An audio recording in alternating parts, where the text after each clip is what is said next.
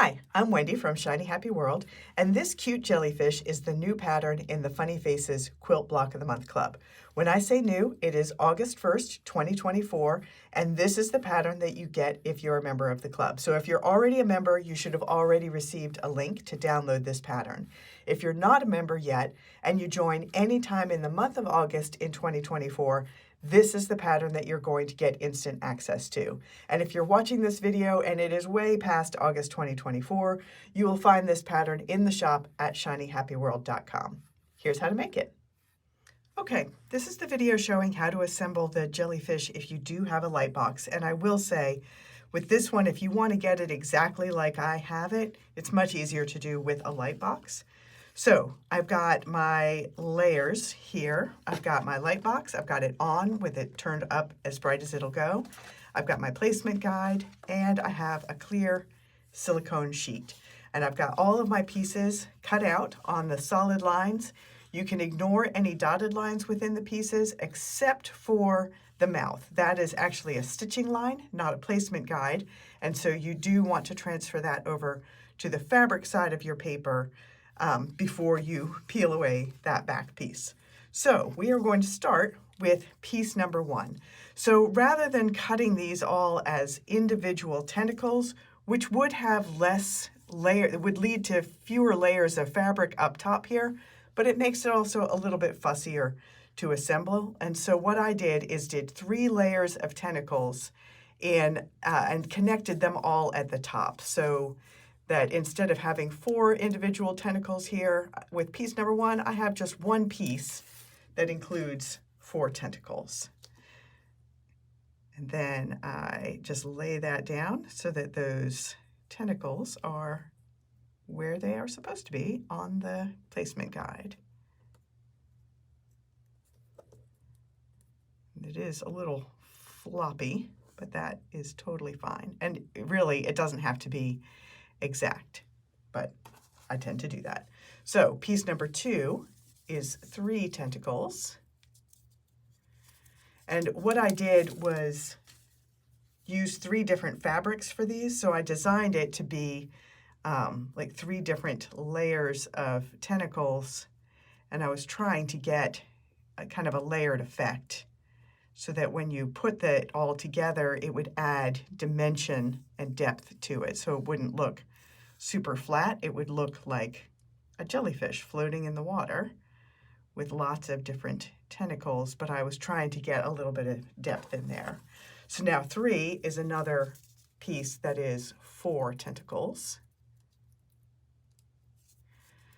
So for this one, I did the darkest color in the back, and then I got lighter as I move forward. I don't think that that's essential for the effect.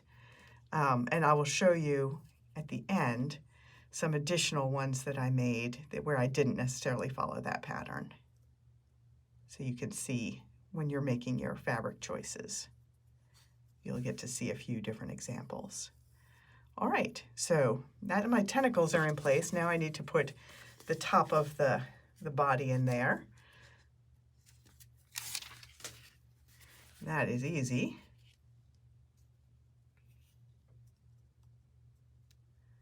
So you can see that I do have several layers of fabric here. If you don't like that, go ahead and cut the tentacles apart, and then you will have less fabric overlapping up there. I just was going more for ease of construction, and I have found that I don't really mind having a thicker layer, especially if it's a small piece like that. But once you wash it, that really softens up a lot.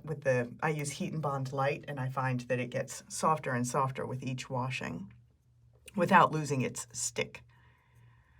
All right, so that is the jellyfish. Now I'm going to carefully lift up this silicone mat, carry it over to my ironing board, and fuse those pieces into place. And then I will transfer it. It'll function as one big applique piece then, and I will transfer it to the fabric quilt block that I'm going to use, do the final fuse, the permanent fuse on that. Then I'll outline all of these pieces in black, and I will bring it back here and show you the finished block, and also show you 2 other versions that I did with different colors, including one where I added some cute eyelashes just for fun. All right, here is the finished jellyfish block. And I also added a couple of catch lights to his eyes. There's a link in the pattern to a tutorial showing 3 different ways that you can do that. This is my favorite way. It's just a simple dot of a shiny fabric paint, and that post has a link to the specific brand that I like. But this is one of the finished jellyfish blocks. All of these tentacles are a little bit annoying to outline because of the way that they overlap. But again, the pattern has a link to a tutorial showing you a good way to kind of decide in what order you stitch things like that overlap each other, and that just makes it really easy to do. So this is a version that I made with all of the jellyfish blenders are from the Elephant Blenders collection. That's all different shades of gray, from white to very, very, very dark charcoal gray, almost black. And the background block is one of those pre-printed quilt blocks that I have. This is from the Farmer's Market collection. So this is a block that I made for an ABC quilt that I'm working on, where all of the animals are from the Animal Kingdom collection and all of the background blocks are from the Farmer's Market collection. That helps to give it a really unified palette. But I've got another couple of blocks that I wanted to show you that are different colors, just to give you a different idea. So this is a version that I made that's going to go into an Australian animals quilt, and I did some research into, I feel like Australia is fairly famous for its jellyfish, and I did some research into the different kinds of jellyfish that are around Australia, and a lot of them are kind of white or clear but have spots on them, and so that helped me choose. I'm not trying to go very specific, very realistic, but I just wanted to suggest some of the jellyfish that you would find around Australia. So this is a quilt that is going to make, all of the blocks are in the Sea Breeze color palette, both the animals and also the backgrounds, and that's just going to give it, I think of Australia as a very sun-bleached kind of country, probably because I read In a Sunburned Country. But in this one, the jellyfish is all different shades of gray, excuse me, from the Oyster Blenders. And the background block is one of the blocks in the Sea Breeze collection. This is the medium color palette. And I did one more version. So this one is for a new version that I'm making of the Sea Creatures quilt. And this one is going to have all of the animals are in bright colors. This is from the Gemstones collection. And all of the background blocks are blueberry blenders from the Farmer's Market collection. And on this one, you can see that I also stitched in the eyelashes. I know jellyfish do not actually have eyelashes. As mentioned before, I'm not going for super realistic here. I just wanted cuteness, and eyelashes are cute. So that is the jellyfish block. Again, this is the August pattern, August 2024 pattern in the Funny Faces Quilt Block of the Month Club. I'm Wendy from Shiny Happy World, and I will see you next time.